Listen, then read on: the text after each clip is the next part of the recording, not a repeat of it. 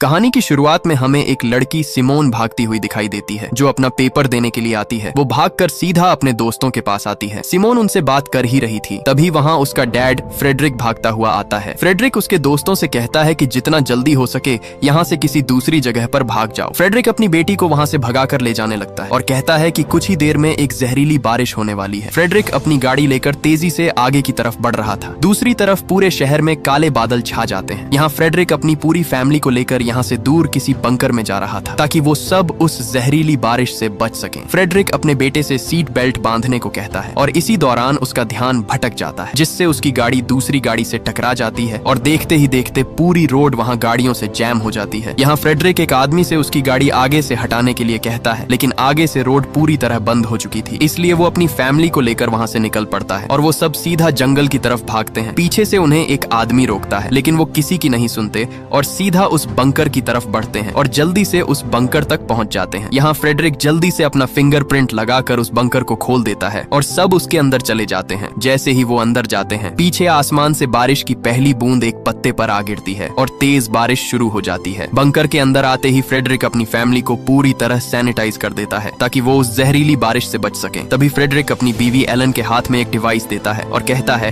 कि इस डिवाइस में बंकर से जुड़ी सब मालूमात है। तभी फ्रेडरिक एक सूट पहनकर बाहर जाने के लिए तैयार हो जाता है। जाने से पहले फ्रेडरिक अपनी बेटी सिमोन से कहता है कि मुझे हर हाल में बाहर जाना होगा क्योंकि मैं ही इस जहरीली बारिश को रोक सकता हूँ और अगर इसको रोका ना गया तो कोई भी जिंदा नहीं बचेगा। लेकिन आगे से सिमोन उसे बाहर जाने से मना करती है, लेकिन फ्रेडरिक उसे कहता है कि मैं वादा करता हूँ हर हाल में वापस आऊंगा। वो उसे अपने भाई का ख्याल रखने के लिए कहता है और वहाँ से चला जाता है। उसके जाते ही सिमोन अपने मोबाइल पर देखती है तो वहाँ उसके दोस्त भी मुसीबत में थे क्योंकि उसके दोस्तों के माँ बाप भी उस जहरीली बारिश की वजह से मारे जा चुके थे। ये देखकर वो बहुत घबरा जाती है। इधर एलन बच्चों के लिए चॉकलेट बना रही थी, लेकिन उसके चेहरे और कांपते हुए हाथों से साफ पता चल रहा था कि उसके अंदर भी खौफ बढ़ता जा रहा था। इसी दौरान उस बंकर का दरवाजा जोर जोर से कोई पीटने लगता है। यहाँ एलन उन्हें मना करती है और बताती है कि अगर तुम्हारे डैड होते तो वो खुद अपना फिंगरप्रिंट लगाकर अंदर आ जाते, इसलिए वो उन्हें उस आवाज को नजरअंदाज करने के लिए कहती है। लेकिन आगे से सिमोन अपनी माँ से कहती है कि हमें देखना चाहिए, क्या पता वो हमारे डैड ही हों। इसलिए वो तुरंत आकर उस बंकर का दरवाजा खोल देती है और उसके सामने वही आदमी खड़ा हुआ था जो पहले उन्हें जंगल के अंदर जाने से रोक रहा था। वो आदमी उस बारिश में पूरी तरह भीगकर इन्फेक्टेड हो चुका था और इसी दौरान वो सिमोन के भाई को पकड़कर बाहर खींचता है, लेकिन तभी एलन वहां भागकर उस आदमी पर कूद जाती है और इसी दौरान उस जहरीली बारिश की वजह से वो वहां तड़पने लगती है। वो दोनों को जल्दी अंदर जाने के लिए कहती है, इसलिए सिमोन तुरंत उस बंकर का दरवाजा बंद कर देती है। अपनी माँ को मरते देखकर वो वहां फूट फूट कर रोने लगते हैं क्योंकि अब उनकी माँ उनके बीच नहीं रही। तभी सिमोन अपने डैड को कॉल करती है, लेकिन उसका डैड उसकी कॉल नहीं उठा रहा था, मतलब वो भी किसी खतरे में है। इसके बाद वो अपने भाई को रात के लिए सुला देती है। अगले दिन सिमोन का भाई वही डिवाइस देखता है जो उसके डैड ने उसकी माँ को दी थी। जब सिमोन उसे देखती है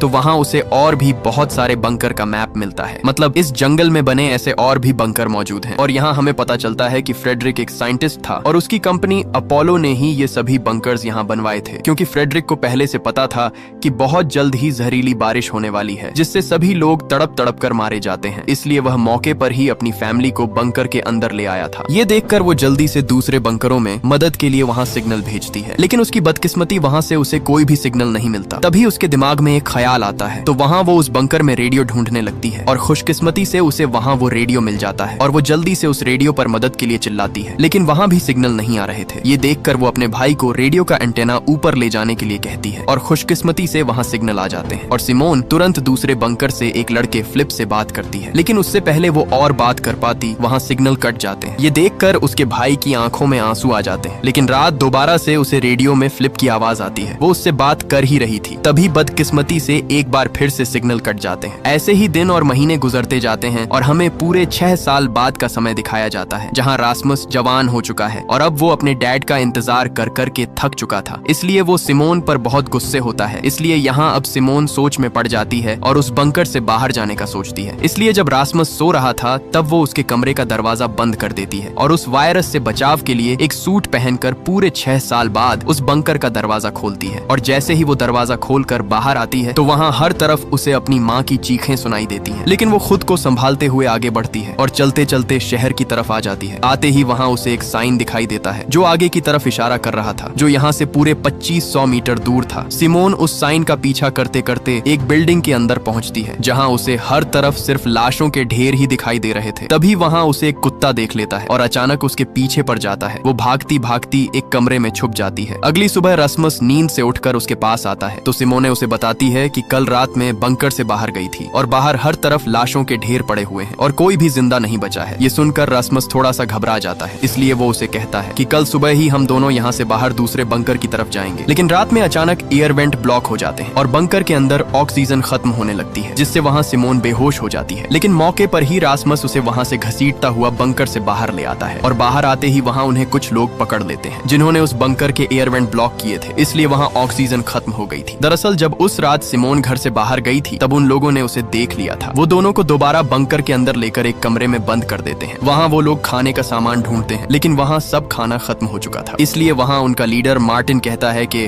उन दोनों को यहीं अकेला सड़ने के लिए छोड़ दो और फिर सब वहाँ से जाने लगते हैं। लेकिन तभी सिमोन वहाँ उसे आवाज लगाती है और उसे बताती है कि मुझे ऐसे और भी बंकरों के बारे में पता है, लेकिन उनकी लोकेशन सिर्फ और सिर्फ मुझे ही पता है और उन बंकरों में ढेर सारा खाना पड़ा हुआ है। ये सुनकर मार्टिन सोच में पड़ जाता है और उन दोनों को अपने ग्रुप में शामिल कर लेता है। इसके बाद वो सब वहाँ से आगे बढ़ते हैं और थक हार कर वो एक जगह पर आराम करते हैं। यहाँ मार्टिन सिमोन को बताता है कि शायद हम ही इस दुनिया में अकेले बचे हैं, क्योंकि बाहर पूरी दुनिया उस जहरीली बारिश की वजह से तबाह हो चुकी है और जो लोग बचे हैं वो एक दूसरे को मार रहे हैं क्योंकि सब खाना खत्म होता जा रहा है। इसलिए मैं वहाँ खाना ढूंढने के लिए आया था और मुझे मजबूरन तुम्हें बंदी बनाना पड़ा। इसके बाद सीन कट होता है और हमें मार्टिन दिखाया जाता है क्योंकि वह सोल्जर था। वहाँ उसे एक औरत को मारने का कहा गया था जो उस बारिश से इन्फेक्टेड हो चुकी थी, लेकिन मार्टिन उस औरत के हाथ में बच्चा देखकर उस पर शूट नहीं कर पाता और उस इन्फेक्टेड औरत की वजह से उसके सारे साथी उस वायरस की चपेट में आ गए और उस औरत के साथ साथ सब मारे जाते हैं। लेकिन वह मौके पर अपनी जान बचाकर वहाँ से भाग निकला था। इसके बाद सीन प्रेजेंट में आता है जहाँ वे सब दूसरे बंकर्स की तरफ बढ़ रहे थे, लेकिन तभी वहाँ मार्टिन को कुछ शिकारी दिखाई देते हैं जिसे देखकर वह तुरंत नीचे छुप जाते हैं। वो शिकारी अपना ड्रोन वहाँ उड़ाते हैं और अचानक उन्हें एक लड़की भागती हुई दिखाई देती है। वो उसे पकड़ने के लिए उसके पीछे भागते हैं। इसी का फायदा उठाकर मार्टिन सबको वहाँ से जाने के लिए कहता है, लेकिन सिमोन उसे मना कर देती है और कहती है कि हमें उस लड़की की जान बचानी चाहिए। इसलिए न चाहते हुए भी वो सब उसे बचाने के लिए भागते हैं और कुछ ही आगे जाने पर उन्हें वो लड़की उस बारिश के गंदे पानी में फंसी हुई मिलती है जो अब इन्फेक्टेड हो चुकी थी। इसलिए मार्टिन मौके पर ही उसे गोली से मार डालता है और वो वहाँ से आगे जाने लगते हैं। कुछ ही आगे जाकर वो एक बिल्डिंग के पास पहुँचते हैं। वहाँ आते ही उन्हें हर तरफ लाशों के ढेर दिखाई देते हैं। उस बिल्डिंग के अंदर आते ही वो सब वहाँ खिड़कियां और दरवाजों को मजबूती से बंद करने लगते हैं ताकि रात उन पर कोई भी बाहर से हमला न कर सके। उन्हें खुशकिस्मती से उस बिल्डिंग में पीने का साफ पानी भी मिल जाता है, इसलिए वो रात वहीं गुजारने का फैसला करते हैं। सुबह होते ही वो दोबारा से अपना सफर शुरू कर देते हैं और कुछ ही आगे आकर रास्मस का पैर उस जहरीली बारिश के पानी में धंस जाता है। जब मार्टिन को ये पता लगता है तो वो सबको उससे दूर रहने के लिए कहता है क्योंकि वो भी अब इन्फेक्टेड होने वाला था और तभी मार्टिन उसे शूट करने ही वाला था। वहाँ उसके सामने सिमोने आ जाती है और उसे गोली चलाने से मना करती है क्योंकि वो अपने भाई को खोना नहीं चाहती थी। लेकिन जब वहाँ एक लड़की बेट्राइस उसके जूते चेक करती है तो वो जूते वाटरप्रूफ थे और पानी ने उसके पैरों को जरा भी नहीं छुआ, इसलिए वो बच जाता है और वो सब दोबारा आगे की तरफ बढ़ते हैं और कुछ ही आगे आने पर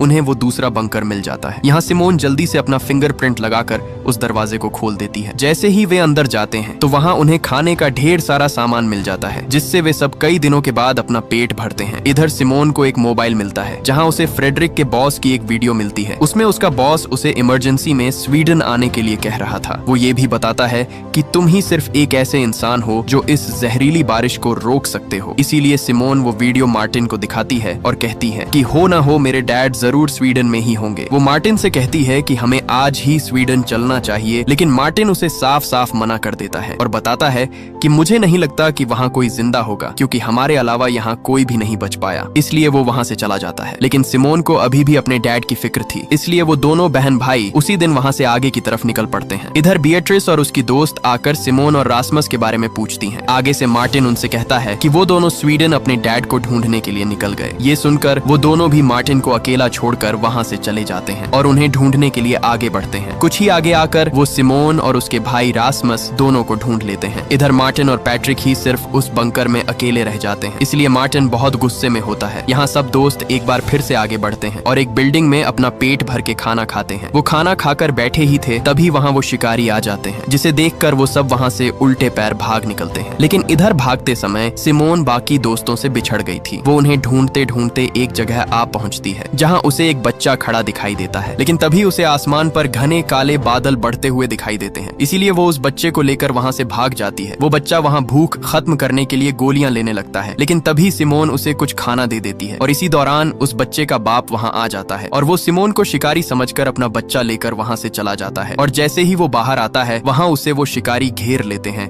और वहाँ उसे बुरी तरह पीट डालते हैं। ये देखकर सिमोन घबराकर वहाँ से भाग निकलती है, लेकिन भागते हुए पीछे से उसे एक आदमी देख लेता है। इधर सिमोन जैसे ही एक बिल्डिंग में आती है वहाँ उसे उसके दोस्त मिल जाते हैं। वो उन्हें वहाँ से भागने के लिए कहती है, लेकिन तभी वही आदमी आ जाता है जिसने सिमोन को भागते देख लिया था। वो उनसे खाना मांगता है, लेकिन उनके पास खाना नहीं था, इसलिए वो आदमी रासमस को पकड़ लेता है और उसे मारने ही वाला था। तभी वहाँ मार्टिन आकर उस पर गन तान देता है, इसलिए डर से वो आदमी उसे चाकू घोंप कर वहाँ से भाग जाता है और रासमस वहाँ बुरी तरह तड़पने लगता है। इसलिए सिमोन मार्टिन से कहती है कि पास ही एक और बंकर है, हमें जल्दी से वहाँ जाना होगा। अब जैसे तैसे करके वो रासमस को लेकर वहाँ से उस बंकर की तरफ भागते हैं। वो जल्दी से उस बंकर तक पहुँच जाते हैं और अंदर आकर तुरंत रासमस के जख्म पर पट्टी करते हैं। इधर मार्टिन सिमोन को एक डिवाइस दिखाता है जिसमें पूरे शहर का मैप था। मार्टिन उसे बताता है कि इस मैप में जो दीवार है वहाँ जरूर वायरस नहीं होगा, क्योंकि ये गवर्नमेंट ने बनाई ही इसलिए होगी ताकि वायरस से इन्फेक्टेड लोग दूसरी तरफ ना जा सकें। अगर हम इस जगह पहुँच गए तो शायद हम बच सकते हैं। इधर रासमस का जख्म भी धीरे धीरे बढ़ रहा था। ये देख सिमोन मार्टिन से कहती है कि हमें किसी डॉक्टर की जरूरत है, नहीं तो रासमस की हालत और बिगड़ जाएगी। इसलिए आगे से मार्टिन भी मान जाता है और वहाँ सिमोन को उसकी दोस्त एक जगह की तरफ इशारा करती है और बताती है कि उस रास्ते से होकर तुम अंदर जा सकती हो, लेकिन वहाँ वो शिकारी भी मौजूद हैं, वो तुम्हें कभी भी पकड़ सकते हैं। लेकिन सिमोन के पास अपने भाई को बचाने के लिए कोई और रास्ता नहीं था, इसलिए वो वहाँ से आगे की तरफ बढ़ती है। लेकिन तभी ऊपर से एक ड्रोन उसे चेस करने लगता है, जिससे बचकर वो जल्दी से एक बिल्डिंग के अंदर आ जाती है और इसी दौरान वहाँ वो शिकारी पहुंच जाते हैं और वो उसे गन पॉइंट पर ले लेते हैं। लेकिन तभी वहाँ सिमोन के दोस्त आकर उन्हें ढेर कर देते हैं। यहाँ मार्टिन उनसे उस दीवार के बारे में पूछता है, लेकिन वो आगे से साफ साफ इनकार कर देता है। इसी दौरान वहाँ जीन नाम का एक लड़का उस शिकारी के बाजू पर लगा एक सांप का टैटू देखता है, जिसे देखकर उसके अंदर एक अजीब सा डर बैठ जाता है और वो तुरंत मार्टिन से कहता है कि इन सब को मार डालो। इसलिए मार्टिन अपनी गन रिलोड करके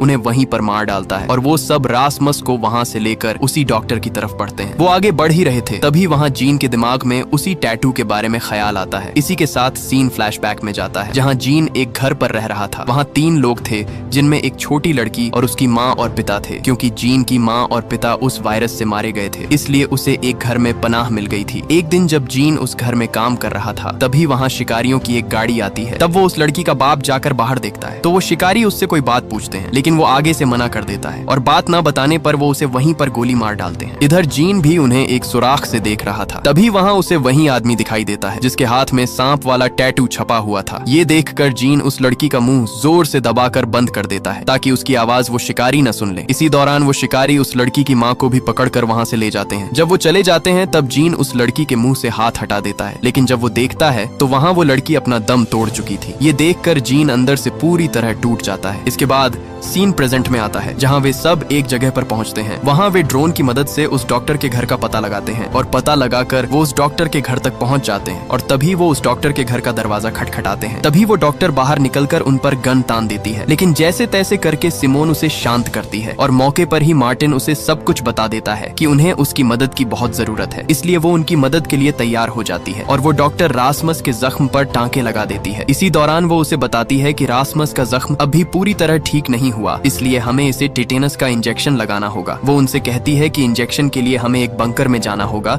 जो उसके घर के पास ही है। इसलिए वो तीनों उसी बंकर की तरफ बढ़ते हैं और आते ही सिमोन को वही बंकर दिखाई देता है जो उसके डैड की कंपनी अपोलो का था। डॉक्टर उसे बताती है कि मैं भी अपोलो कंपनी में काम करती थी, इसलिए मुझे भी यही बंकर दिया गया। अंदर आते ही वो डॉक्टर सिमोन के लिए एक इंजेक्शन तैयार करती है और उसे एक बेड पर बांध देती है। तभी वो डॉक्टर सिमोन को धक्का देकर उसे भी एक रस्सी से बांध देती है। वो उसे बताती है कि तुम्हारे ही डैड फ्रेडरिक की वजह से मेरी पूरी फैमिली जान से मर गई, यहाँ तक कि मेरे बच्चे भी उस बारिश की वजह से मारे गए। डॉक्टर उससे कहती है कि अगर तुम्हारे डैड वो एक्सपेरिमेंट न करते तो वो जहरीली बारिश न होती और आज मेरे बच्चे और मेरी फैमिली जिंदा होती। इधर बाकी दोस्त वहाँ उस डॉक्टर के घर से खाना ढूंढ रहे होते हैं। तभी मार्टिन बाहर देखता है तो वही शिकारी आ चुके थे। यहाँ जब जीन देखता है तो बाहर वही शिकारी खड़ा था जिसके बाजू पर सांप का टैटू छपा हुआ था। इसे देखकर वह एकदम से चौंक जाता है, इसलिए वह एक गन उठाता है और बाहर आकर उस शिकारी को वहीं पर ढेर कर देता है। लेकिन तभी वहाँ उसे वो शिकारी आकर पकड़ लेते हैं। ये देख बाकी बच्चे दोस्त वहाँ से भाग निकलते हैं। इधर वो डॉक्टर रासमस को वो जहरीला इंजेक्शन लगाने ही वाली थी, तभी वहाँ पैट्रिक आकर उसे गोली मार देता है और मौके पर ही सब वहाँ से भाग निकलते हैं और दोबारा से अपना आगे का सफर शुरू करते हैं। और कुछ ही आगे आने पर उन्हें दूर एक घर दिखाई देता है जिसके अंदर लाइट जल रही थी, मतलब वहाँ कोई रह रहा है, इसलिए वो उसके पास आ जाते हैं। लेकिन तभी वहाँ एक आदमी उनके सामने आ जाता है। वो उन्हें अपने घर के अंदर रात गुजारने की इजाजत दे देता है, लेकिन उन्हें अपने हथियार बाहर ही रखने होंगे, इसलिए न चाहते हुए भी वो उस घर के अंदर चले जाते हैं। अंदर आते ही उनके सामने एक जैसे कपड़े पहने बहुत सारे लोग थे, जिसे देखकर उन्हें वहाँ कुछ अजीब सा लगता है। वो उन्हें रात गुजारने के लिए एक कमरा देते हैं जिसमें वो अपनी नींद पूरी करते हैं। और सुबह होते ही वहाँ एक औरत कैरेन उन्हें सुबह का नाश्ता करने के लिए कहती है और कई दिनों के बाद आज वो अपना पेट भरकर खाना खाते हैं। लेकिन हैरानी की बात ये कि इन लोगों के पास इतना खाना आया कहाँ से है। इसके बाद वहाँ उस घर के अंदर सिमोन रासमुस को एक डॉक्टर के पास ले आती है क्योंकि उसका जख्म धीरे धीरे बढ़ता जा रहा था। वो डॉक्टर वहाँ एक इंजेक्शन निकालता है जो बिल्कुल वैसा ही था